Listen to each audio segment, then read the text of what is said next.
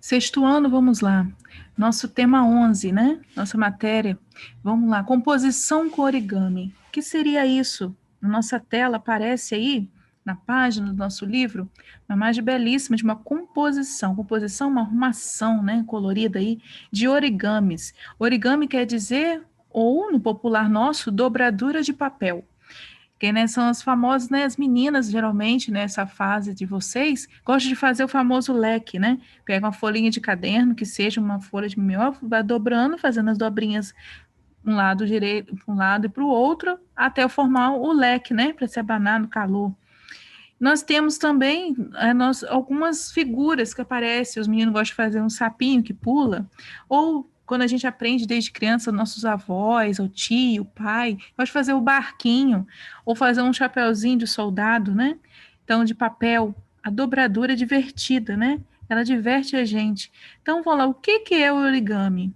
É uma prática artística, ela não é à toa, não é só simplesmente dobrar um papel, ela é uma arte que permite experimentar a criação de imagens tridimensionais.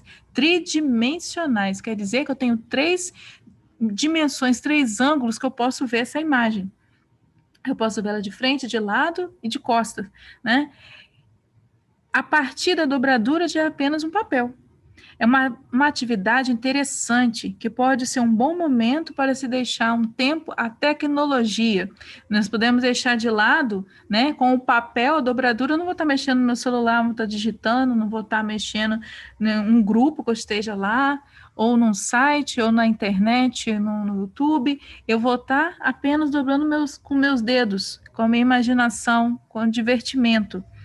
E desenvolve práticas lúdicas e manuais. Manuais que vêm das mãos, né? Eu uso a mão, como fala assim, trabalho manual, que a gente escuta isso, é um crochê, porque as minhas mãos vão trabalhar um tricô, mas aí temos uma prática mais simples, né? A dobradura do papel. O que que é lúdico? Tá bem grifada para vocês, lúdicas? Lúdica, eles é relativo ao jogo, a brincar, o brinquedo, ao que visa mais o divertimento que a qualquer outro objetivo, né? Eu vou me divertir. Isso quer dizer lúdico. Próxima página, olha aí que nós temos aí.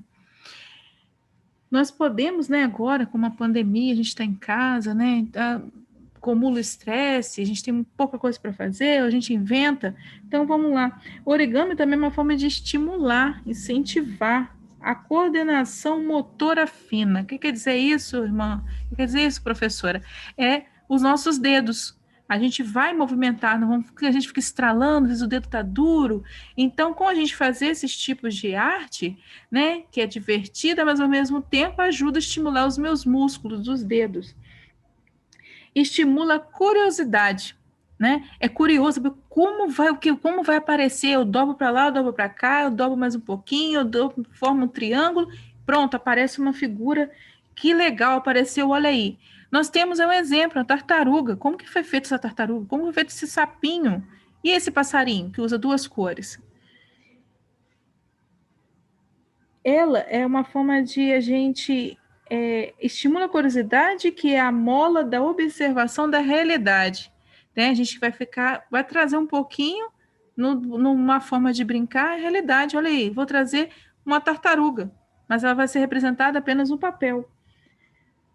Instiga o comprometimento, a concentração e a precisão, porque desperta a motivação. Eu vou ficar motivado que eu quero fazer aquele, vou fazer de tudo, vou concentrar ali para me transformar. Eu quero aquele sapinho. Então, eu vou ficar concentrada ali, vou gastar toda a minha energia, meu pensamento, minha memória, tudo ali. Porque desperta a motivação, ajuda a refinar o senso estético e desenvolve o centro de proporção e harmonia das formas, além de ativar a minha memória. Porque às vezes são coisas, por exemplo, um barquinho. A gente às vezes aprendeu, mas vamos voltar na memória e eu vou guardar o passo a passo. Eu posso ver num livro, numa revista, pela internet, mas depois eu vou guardar aquilo, vou tentar fazer sem estar vendo nada. Da minha memória, vamos ver se eu memorizei tudo, vamos fazer. Vamos lá. Mas para isso precisa tem algumas características, não é à toa, você não vai saber dobrar de qualquer jeito. Existem regras para isso. Então vamos lá. Características e regras do origami. O origami se expressa por meio da simbologia dos desenhos, que é igual em todo mundo. né? Não é diferente em uma parte lá no Rio de Janeiro, é diferente daqui de Campos, não é diferente lá no Japão, na França. A dobradura vai ter as mesmas regras. Veja algumas regras para fazer a dobradura. Primeiro passo, ter paciência. Não posso sair fazendo com ansiedade de qualquer jeito. Tem que ter calma para dobrar direitinho, fazer tudo direitinho para ficar perfeito. Aos poucos estará familiarizado com os símbolos e os desenhos. Segundo, dobre os papéis sobre uma base lisa e plana, obedecendo os comandos. Você vai seguir o passo a passo. Você nunca fez? Então vou seguir. Se eu já fiz, vou memorizar o passo a passo. Para onde eu dobro primeiro, que parte eu dobro, para depois desdobrar, vai formar o quê? Terceiro, marque as dobras com o dorso da unha.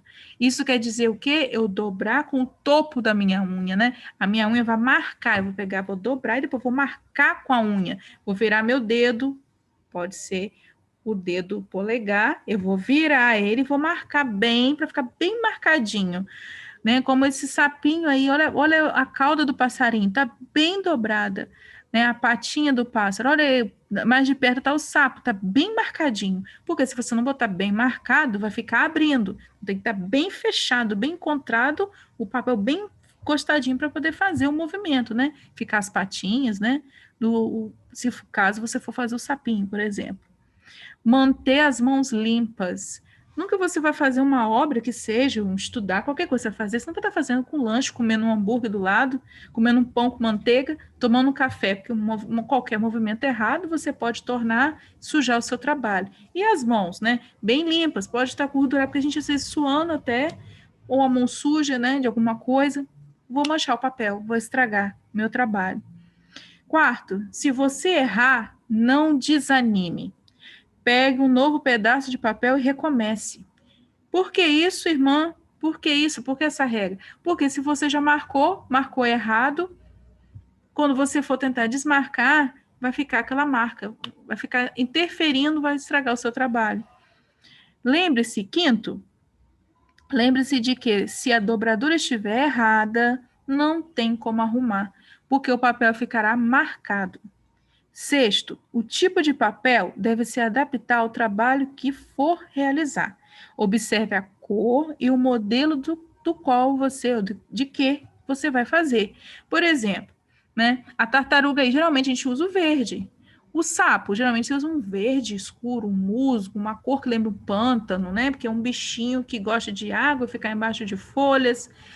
E o passarinho pode ser colorido, né? O passarinho tem várias cores. Você pode fazer uma rolinha que é só marronzinha, você pode fazer um urubu, que é preto, mas você pode criar outros passarinhos que tenha colorido. Um beija-flor, por exemplo, é todo coloridinho. Nós temos o sabiá, que tem um peito amarelo, o lombo mais escuro, mais cinzentado.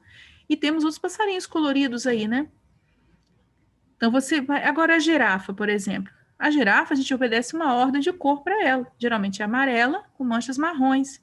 Você não vai fazer uma girafa vermelha, uma girafa roxa, nem com pintas verdes, né? Ou laranja. Então vamos obedecer de acordo com o que você for escolher. Nós temos aí um artista que nos ajuda a lembrar isso daí.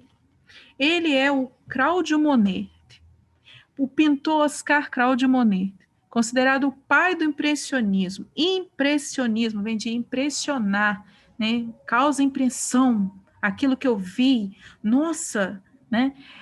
Ele nasceu em Paris em 1840, mas cresceu na cidade portuária de Arles. Ali iniciou os estudos em artes com apenas 11 anos. Lembra o quê? Vocês, né? 11, 12 anos, né? Conheceu o pintor Eugène, que o incentivou a pintar ao ar livre. Ele não pintava dentro de um cômodo, né, no ateliê, né, com vários quadros, pincéis, ele ia ao ar livre, olhar, observar a natureza. Esse procedimento marcou toda a sua carreira, levando a valorizar a luz e o movimento em suas obras. Ele, gente, trabalhava dentro de um barco. Ele tinha um barco que ficava no meio do rio, ele chamava barco observador, e dali observava o movimento da água, as folhas, né, como as árvores, o vento, o reflexo do sol batendo entre as folhas, quando o vento batia, abria claridade Ao balançar, juntava as folhas, fazia sombra. E aquilo observado sobre a água, que a água também tem vida, tem movimento, a água vai, caminha, né? Geralmente diz o quê? Sempre para o mar. Então, o rio, ele, né? A água, o lago, ele tem movimento, ele está vivo. Então, a água passa, né? E por isso balança o barco com o vento. Vai movimentando, a água também movimentando, ele via também isso. Então, ele pintava tudo isso nas suas obras. No período mais fértil de seu trabalho, pintou centenas de quadros com as características que identificam o impressionismo. O que é isso? Valorização da impressão, causada no artista pelas transformações da paisagem, causadas pelo vento, como eu falei antes com vocês, o reflexo do sol, o jogo de luz e sombra, e as mudanças de cores. Por quê? Quando você vê, vocês vão observar, né? Falando assim, vamos lembrar. Se vocês observarem aí da casa de vocês, ou do local onde vocês estão assistindo esse vídeo, se tiver uma árvore próxima aí, ou uma plantinha onde o vento bate, vocês vão observar que a sombra ela é mais escura. É uma cor acinzentada, né? Dando para o preto, é a sombra. E se você reparar, por baixo da folha, não está batendo sol. Então, por baixo dela, ela vai estar um verde mais escuro. E aonde está batendo a luz do sol diretamente na folha, geralmente no meio, né, no cantinho, no lado esquerdo, onde o sol bater, você vai reparar que mesmo sendo verde escura, vai dar um tom de mais claro, porque a luz, quando ela entra, ela clareia o ambiente. Quando você está no escuro, você acende a luz, o local que a lâmpada esteja, ela vai estar mais clara. Onde não abrange a luz, vai estar o quê? Escuro. E assim ele pintava, usando as cores. Ele pintou um quadro, nos quadros é sua esposa. Então, nesse quadro, ele representa ela sentada abaixo de uma árvore, sentada numa relva, né, numa grama verdinha, fofa, e lendo. Ela está com um vestido rosa clarinho. Mas ele pintou de tal forma que as folhas da árvore abaixo, que está acima dela, né? As folhas, quando a sombra da folha no vestido, ele fazia um rosa mais escuro. Por quê? A sombra tampou, então escureceu. E aonde tinha a luz do sol, o rosinha é mais clarinho. E assim ele fez, dessa forma você enxerga. E em 1883, mudou-se com a segunda esposa para a cidade francesa de Giverny, onde construiu em sua propriedade o jardim onde se destaca o lago com a ponte japonesa, os nenúfares e as ninféias. São plantas, crianças, aquáticas, que a gente, no nosso, para trazer para vocês um pouco a Vitória Régia, quem tem oportunidade de conhecer ou pesquisar aí, a Vitória Régia. E alguns desenhos da Disney, por exemplo, ou quem tiver oportunidade, ou já teve, de assistir a Pequena Polegar, que é a história de uma personagem que ela é bem minúscula. E ela no caso, ela foi roubada da sua mãe por um grupo de sapos. E ela era tão minúscula que eles botaram ela para dormir na caminha, feito de uma casca de uma noz, aquelas nozes que a gente encontra no Natal, que a gente tem que abrir, ela tem uma marquinha no meio que a gente já divide e tira a sementinha dela para comer, né? Então, ela foi colocada nessa casquinha e ela fica em cima de uma folha. Geralmente vem em filme, né, de desenho, ou a princesa e o sapo, vocês veem representando o que? Aquela folha redonda, onde sai um talo com uma flor linda, né? Então, é tipo isso, as plantas que tem nesse jardim do artista. Imortalizados em 19 telas. Ele pintou essas telas utilizando essa aí, com a ponte e com essas plantas. Ele morreu em 1926 e foi enterrado no jardim de sua residência. Próxima página, o que nós temos aí? Nossas famosas fichas, nossa atividade prática, né? Onde a gente pode expressar o que a gente vamos aprender, como fazer, eu queria tentar fazer. E o nosso livro dá essa oportunidade, nosso material ensina. Então, vamos lá. Vocês não vão ter aqui a ficha, né? Que eu coloco para vocês, eu posto para vocês no WhatsApp da turma. Então, vocês vão estar lá para vocês poderem imprimir. Quem não tiver em casa, não tiver oportunidade de ter a ficha, né, no qual não acompanhou o livro de vocês. Aí está dizendo, na pasta que acompanha este livro, você encontra as fichas para desenvolver as atividades propostas. Então, nós vamos trabalhar com a ficha 22 e 22A. Geralmente, vocês estão acostumados, a 22 apresenta para a gente algum material, alguma imagem, e na outra, que é 22A, que é ligada a ela, você vai expor o que foi pedido na ficha na 22. Então, vamos lá. Origami, que é o tema. Dobradura de um barco. Então, vamos fazer um barquinho. E na ficha, o que apresenta para a gente na 22? Ela vai apresentar para a gente duas folhinhas, uma azul marinho e uma vermelha. E esse passo a passo que vocês estão vendo aí, vocês vão ver também na ficha. Nós temos a imagem de um dos quadros do artista que nós acabamos de ressaltar lá em cima, né, anteriormente. Nós temos aí, ele pintou barcos. E olha, vocês podem observar o que nós vimos lá em cima sobre um pouco dele. Olha a água aí movimentando, olha como está refletindo as velas do barco, branquinha. A gente pode reparar pelos detalhes, né? Que no reflexo, a água, por movimentar, o desenho não fica retinho, né? Vai ter falhas porque a água movimenta, então vai como se estivesse dobrando, né? Não tem ondas porque é um lago, né? Mas se fosse o mar, teria umas ondas, um movimento maior.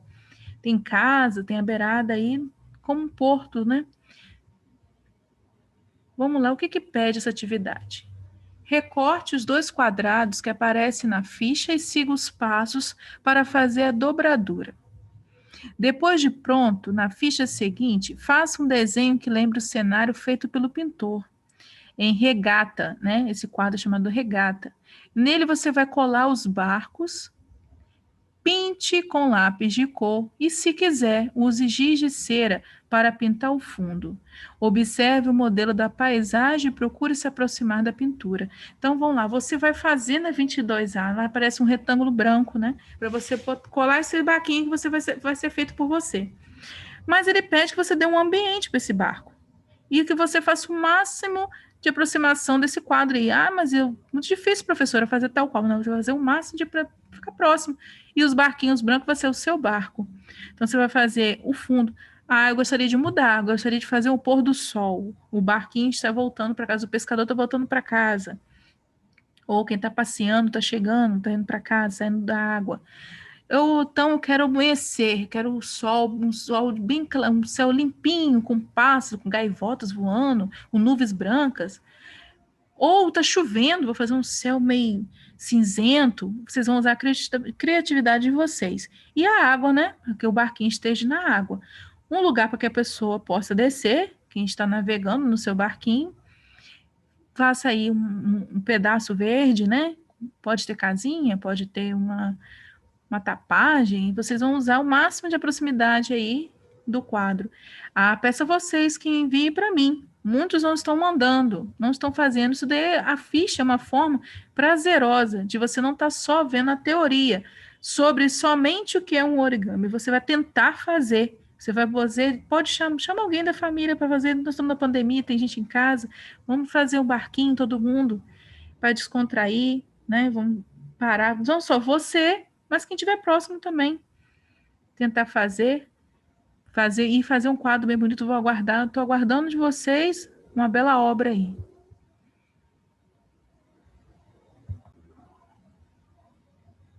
Não se esqueçam, manda para o meu e-mail, tá? Coloque o nome de vocês e o assunto. E lá a fotinha, eu quero ver a obra de cada uma, as mais belas obras possíveis.